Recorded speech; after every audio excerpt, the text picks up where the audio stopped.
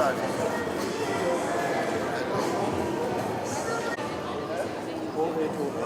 1, 2. Good afternoon.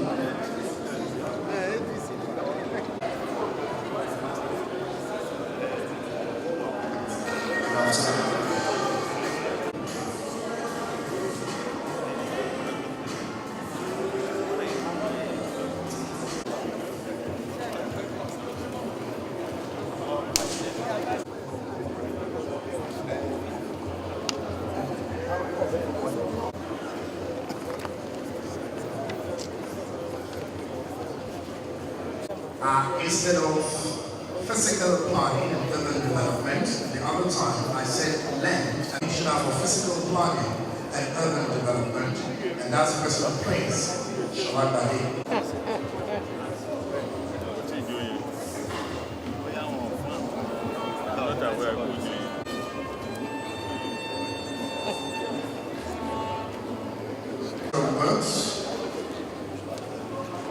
And that's the director, Federal Highway.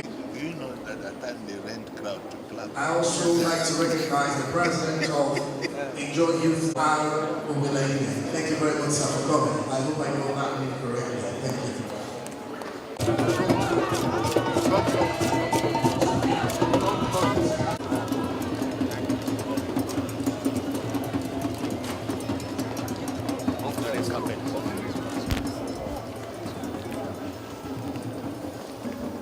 Announcing the arrival of His Excellency, the Vice President of the Federal Republic of Nigeria, His Excellency, the Executive Governor, the Executive Governor of Ondo State, His Excellency, the Honorable Minister of Niger Delta Affairs,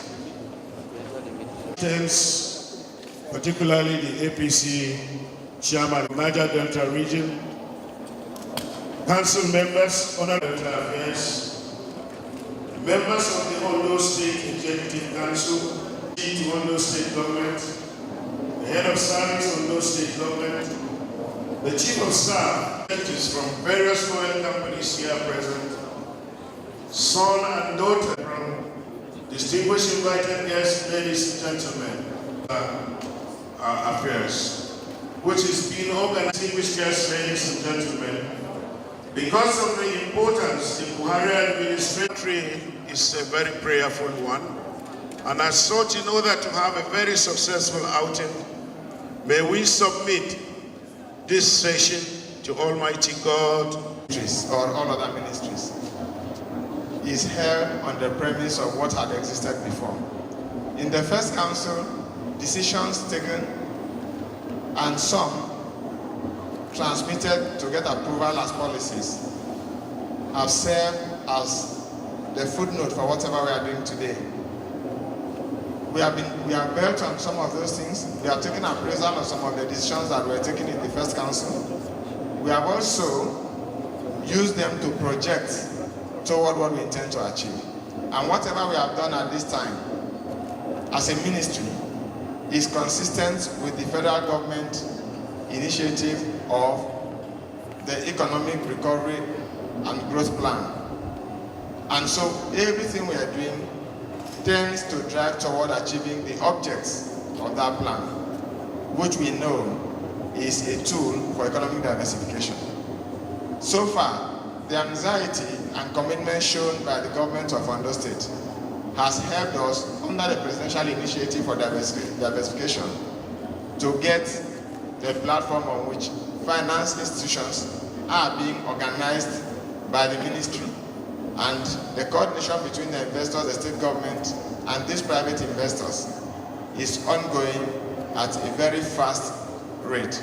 We have so far taken it to 2 states, and Ondo State has been quite proactive in their own approach to it. And some of these partners have entered into agreements with the state governments, and they have taken root in having some of these things done. The Vice President recognized the fact that the bitumen deposits in Ondo State must be tapped when we visited the traditional ruler. And the investors in this regard have been working closely with Ondo State with our eye on them, seeing that we are inviting also some other private investors, getting international funding agencies to come in and collaborate with whoever is ready within the region to work on particular projects. At the moment, it's my pleasure to inform you that everything the ministry has done suggests a refocus of how the ministry has been working and will continue to work. We have had very wonderful relationship with some of our contractors who, without funds, have gone ahead to complete some immediate projects for direct use in intervention in education and health sectors. And we want to promise that as soon as money is released to the ministry, we are going to mobilize our contractors to return to site, because the main object, the main focus now is to get people engaged, without which nothing can work in terms of improving the life forms of the people. Recently, we were able to attract what I would call a wonderful gesture from the Nepal Infrastructure Forum. They have approved for us 5 million euros for completion of 2 acquisition centers, skills acquisition centers. Sustainable peace building in the Niger Delta region of this country. We are here for a council meeting of the Niger Delta, and no doubt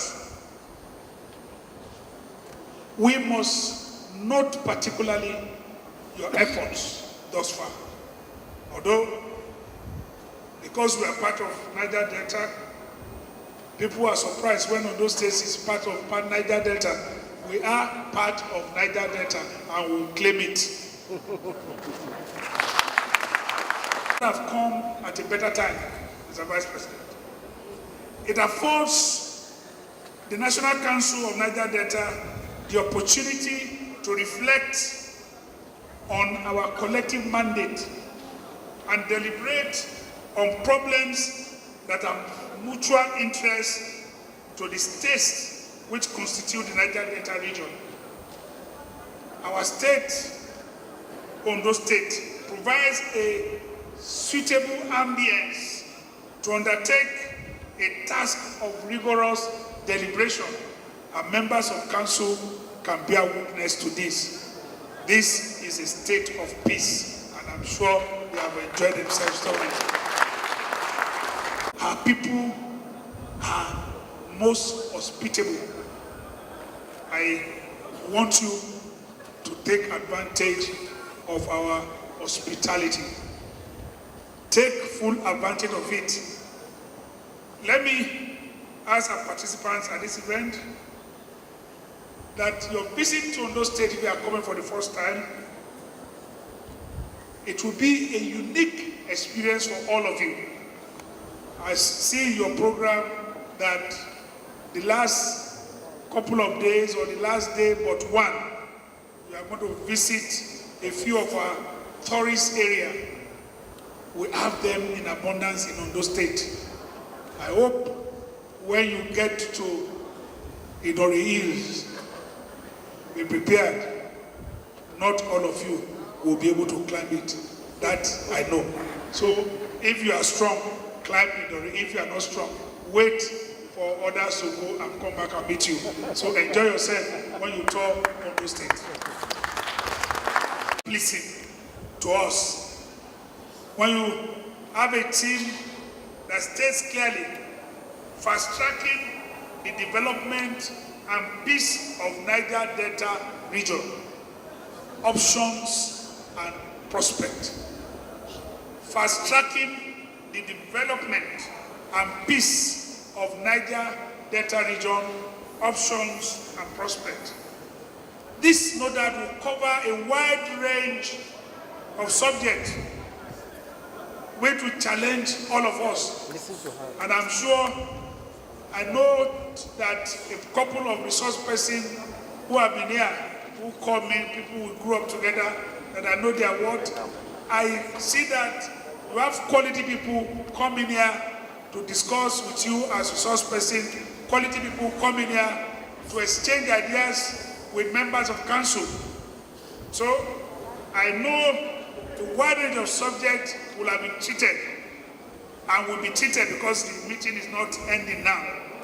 I believe that with this, you will involve a more innovative and sustainable approach to promoting socio-economic and infrastructural transformation of the Niger Delta region.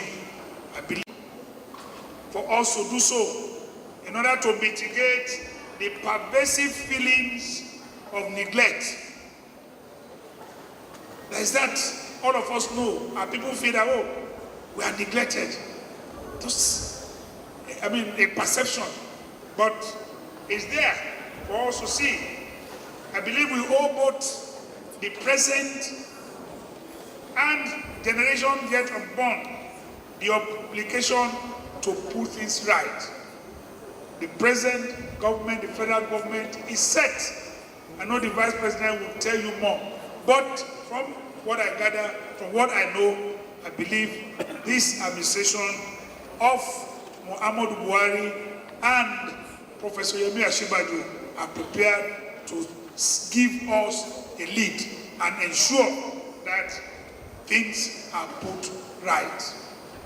We want to, as leaders, all of us who are here, as leaders and stakeholders, I believe that this existing condition in our respective communities impose on us the necessity to think anew and act responsibly with a view to finding lasting solution to the environmental and human crisis which threaten the continuity of the Niger Delta region. We are not oblivious of the long history of development intervention in the oil producing area. We are equally aware of the commendable efforts made by past administrations to transform the physical and economic landscape of the region. This engagement have yielded some results, positive results, even if marginal. We must, however, not fail to mention the glaring fact of grinding and relentless poverty, which has been the lot of the people of this region. Infrastructural deficits. We have security challenges. And there is this general absence of social amenities expected in a modern society. The region, our Niger Delta region, presents a cruel paradox. The entire country, all of us depend on it almost entirely for our sustenance. It, however, lacks evidence of development depicting its status as a proverbial goose that lays the golden egg. We must seize this opportunity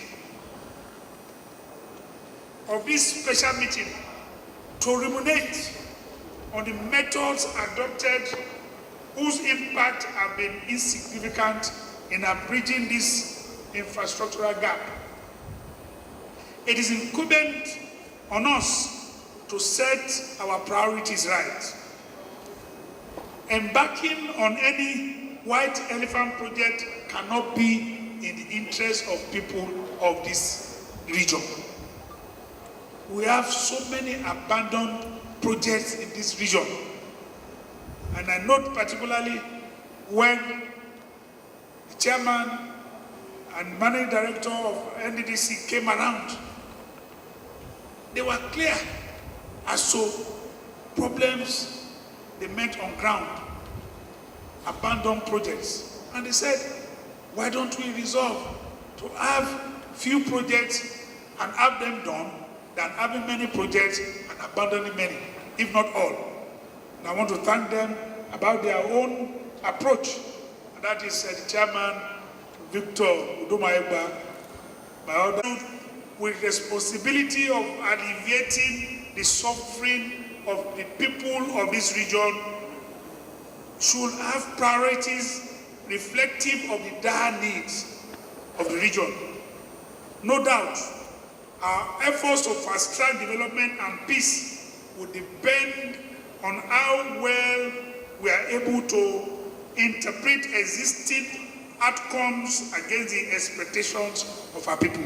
Expected to cover, and considering the competence of the delegates and resource persons at this meeting, we cannot but be optimistic about the outcome and the capacity to generate fresh consensus of what, talking about the quality of development, how, the manner through which this objective will be realized, and when, the period of the quest for development in the Niger region, when. I'm sure you are in position to determine these three important things: what, how, and when. I'm sure you have it. Moving beyond rhetoric that you can point at covering these areas, we must give them, with a few things here and there, we will give our people there a sense of belonging.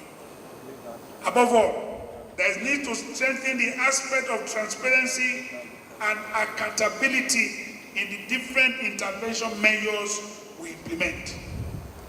It's important. This meeting, I'm sure, will afford us the opportunity to listen to experts. All of them probably have been speaking to you. I am confident that the deliberation at this council meeting will advance existing efforts at finding workable and implementable solutions to the problem of Niger Delta region. At this juncture, let me, which you have given to the state at the bitumen belt. The Niger Free Trade Zone is exclusively for Ondo State, and I'm sure this will assist a bit to diversify the economy of the state via maritime activities. We believe, Mr. Vice President, sir, that opening our deep sea for economic activities will serve as a tremendous boost.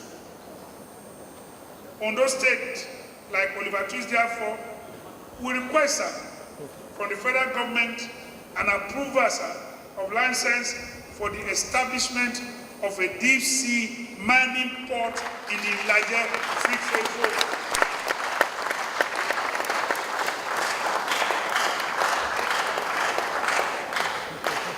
Our state coastline is about 120 kilometers.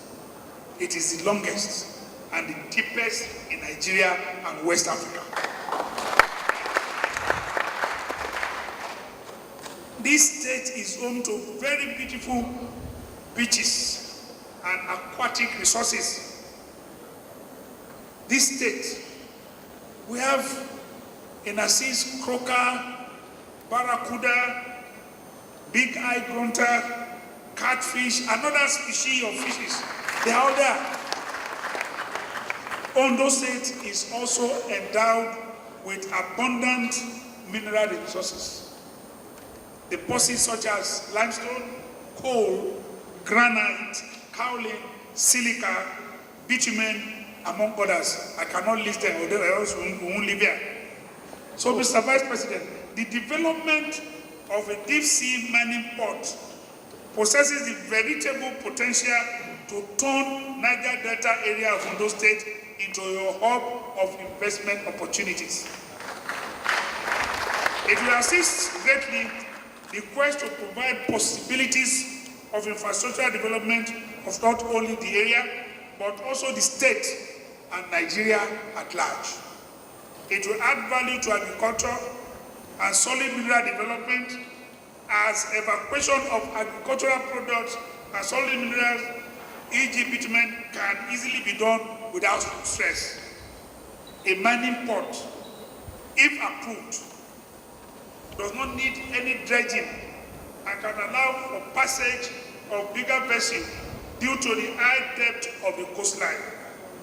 The establishment of a mining port in Ondo State will also create employment opportunities for the teeming unemployed youth, in particular those of them who are in the Niger Delta region. It will improve the socio-economic stand of the people of the state and stimulate development of micro and small, medium enterprises. Countries with smaller coastline, such as Singapore, depend almost entirely on their seaport for sustenance. Ondo State is the next destination in Nigeria.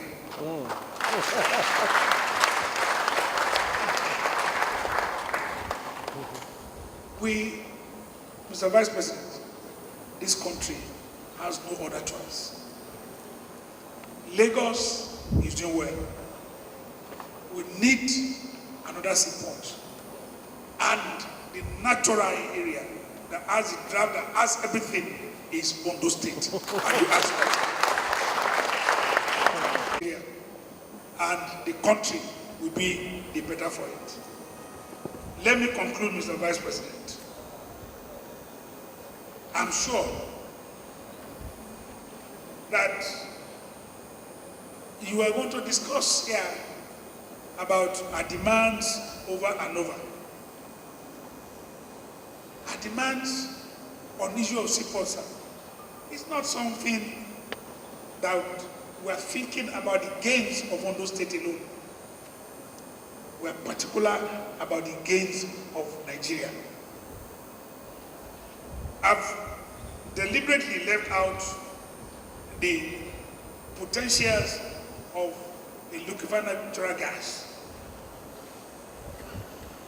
Ondo State, the OKLNG, the local liquefied natural gas. Ondo State, the experts are here. I'm sure they know and they will tell us better that in having liquefied natural gas in this country, the best location will be Ondo State. It is, and we are not flaunting it, but we know that the interest of our country is what matters to us, not the interest of Ondo State. So, I'm not unaware of the severe limitation imposed on the scope of your deliberations at this meeting. I know time will now allow you. You can spend days and weeks on the liquefied natural gas and deep sea port, the benefit of it for our Niger Delta region. I hope you will come up with things fundamental because of its advantage for us and for the country. Our people of the Niger Delta region will no doubt be grateful if the consequence of this meeting translates to remarkable improvement in their lives. This is what we are looking up to. Once again, let me, on behalf of the good people of Ondo State, welcome Mr. Vice President, sir. Thank you very much. Please sit. To Canada. So it is in every respect, a hydrocarbon-rich state, and of course, eminently qualified by geographical location and resource location to be regarded as part of the Niger Delta. So I believe that holding this meeting here will go a long way in engendering a sense of belonging here, as well as highlighting the breadth of the region's cultural and geographical diversity. Indeed, the Niger Delta is a unique region in several ways.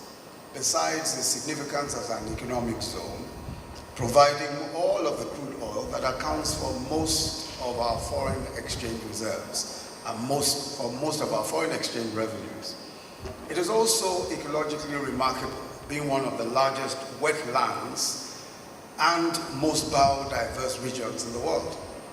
There's also the region's linguistic and cultural diversity, which I have personally had cause to appreciate more deeply in the recent months as I've toured the Niger Delta states.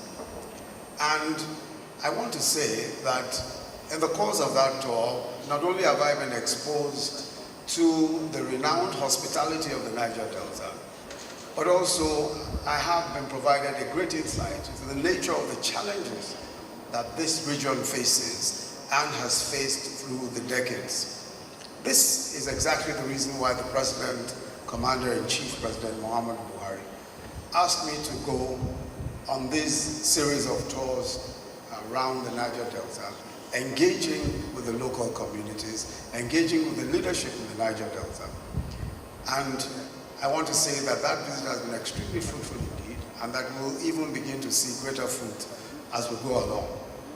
All of the talk to the affairs of the region, we fully intend to break away from the legacy of broken promises and failed interventions that we've inherited when we took over office.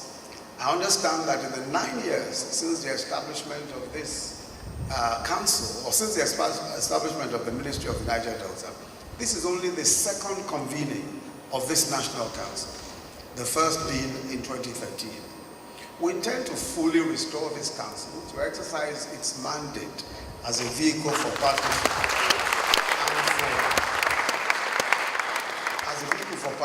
and collaboration for the development of the Niger Delta region.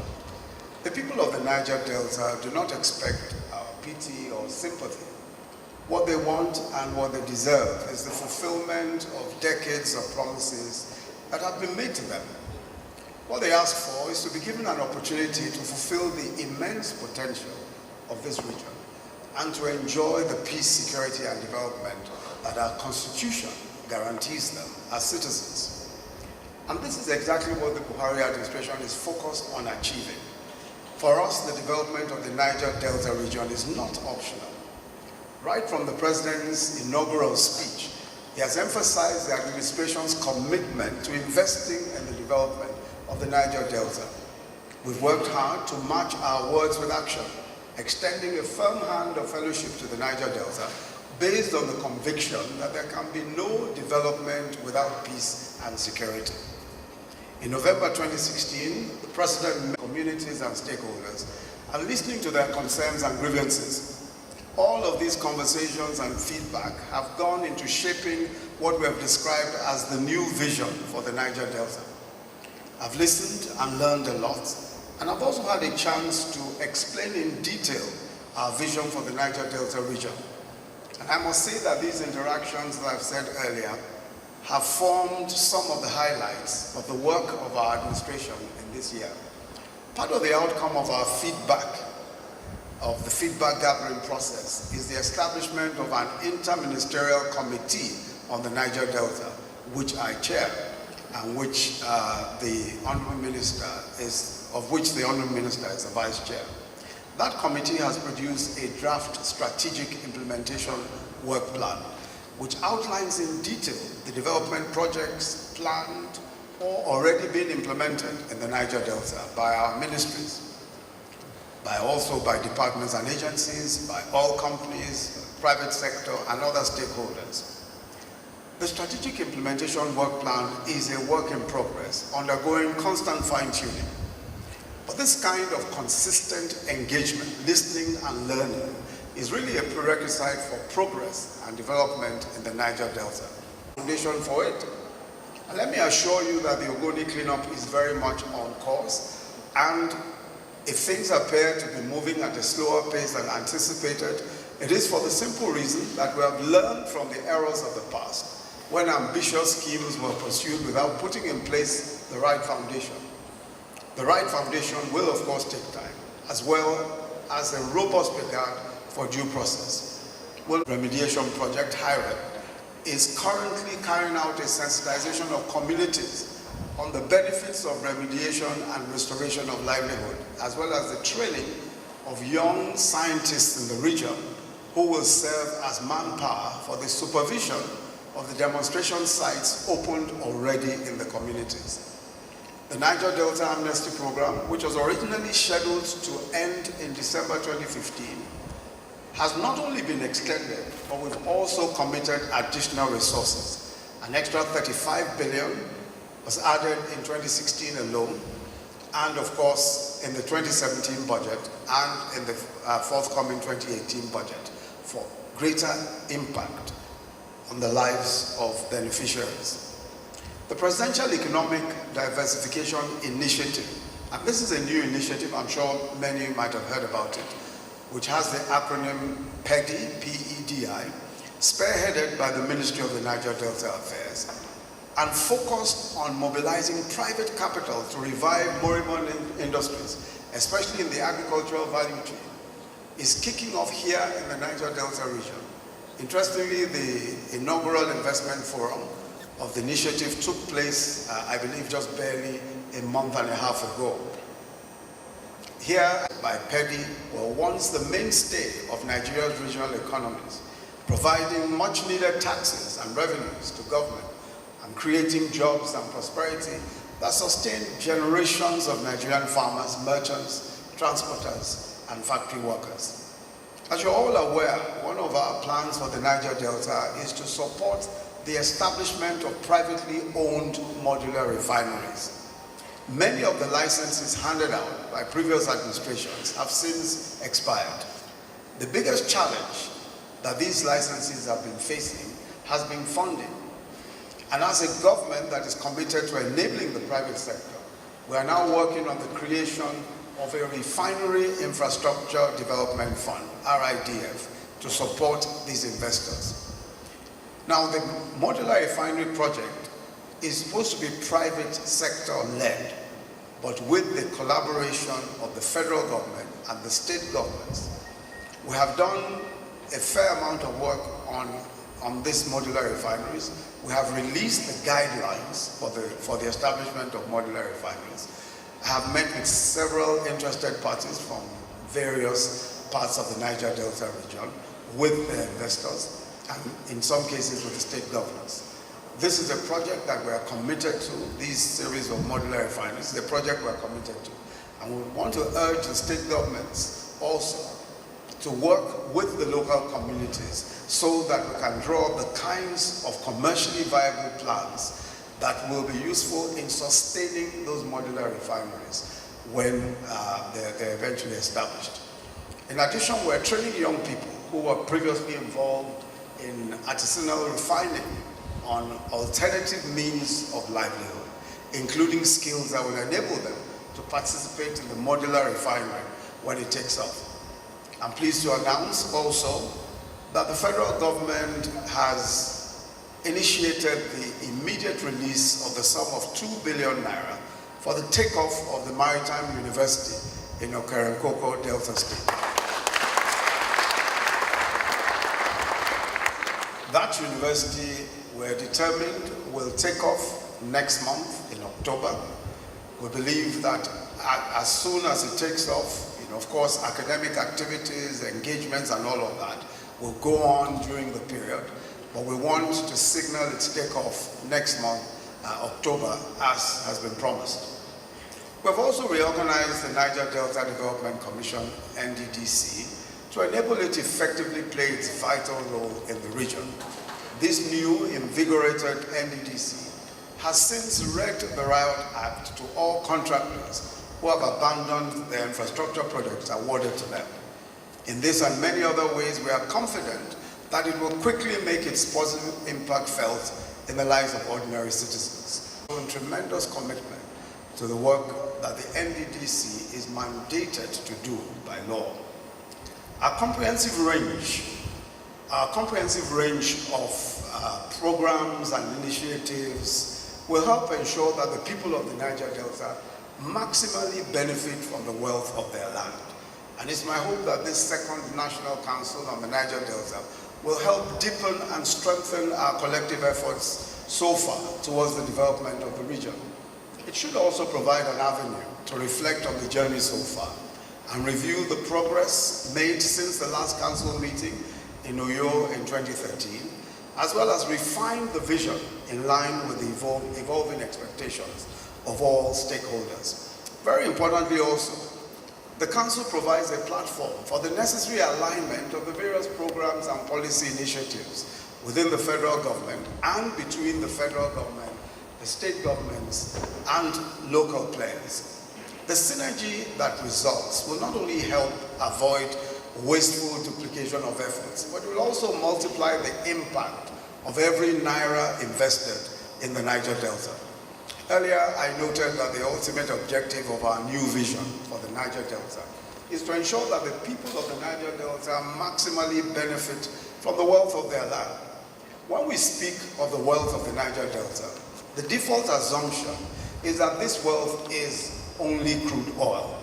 But that's not so. And let me clarify this. The wealth extends beyond the crude oil that the region has in abundance. The wealth of the Niger Delta includes its agricultural, industrial, environmental, and cultural potential.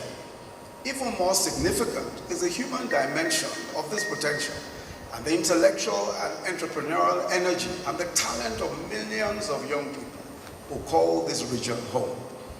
In the future, that will be degradation and youth restiveness, but instead as a model for environmental and economic recovery and development. I think that the truth is that no matter how we slice it, and when we continue to follow the trends all over the world, it's obvious that oil is not going to last forever. As a matter of fact, everything that we see and all of the studies and indications show that oil is declining very quickly in relevance. In many of the states, who knew that in a few short years, America, which used to be our largest importer of petroleum, no longer imports even a drop of oil. The Asian countries that import our oil today are all in search of replacements for oil. That is why Japan and China, some of the big economies, including India, these nations that take oil, are now developing electric cars. In fact, Japan has more electric charging stations than petrol stations. China has more electric cars than anywhere else in the world. And a lot of European countries are setting deadlines for not using hydrocarbon-run cars anymore. The future of oil is in decline. And that is why it is the duty of the Niger Delta region, especially the leadership of the Niger Delta region, not only to exploit this oil opportunity now, and to ensure that we are not constantly battling about security, about blowing up of pipelines, but that we use the resources now. Because if we don't use the resources now, the resources are not going to be of great use to us in 10, 20 years from now.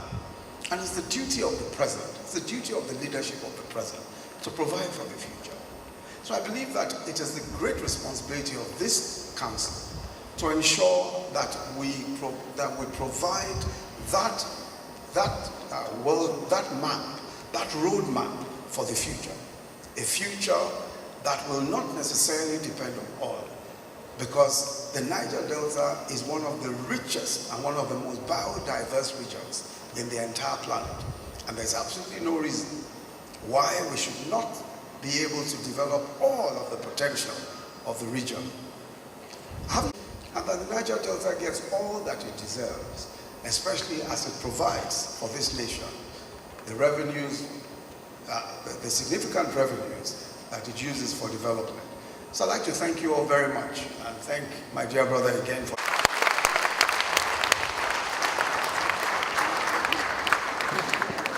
We thank the Vice. A round of applause for him as a contribution to thanks. In the meantime, the documentary is ongoing. You can view them on the screen. Saying ordinary thank you is, I want to tell these council members and all our invited guests about 4,000 youths, and empower each of them with 500,000 naira each.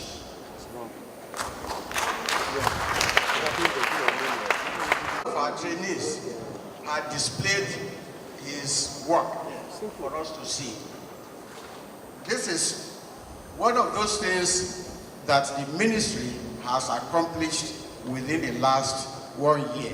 And before the year runs out, we still have another program at Joseph Ayo Babalola University where about 100 youths will be trained. And after the training, they will also be empowered. So I'm saying this just to tell you that the federal government has special interest in the region, so that we won't believe the federal government has neglected the region, this and that. No, the federal government cares very much about the development of the region. So, Your Excellency, let me thank you for coming. 150 youth in Ondo State alone. I was not aware. I've just told him. So I'm now telling you what the federal government is actually doing in your own state, which is my own home state.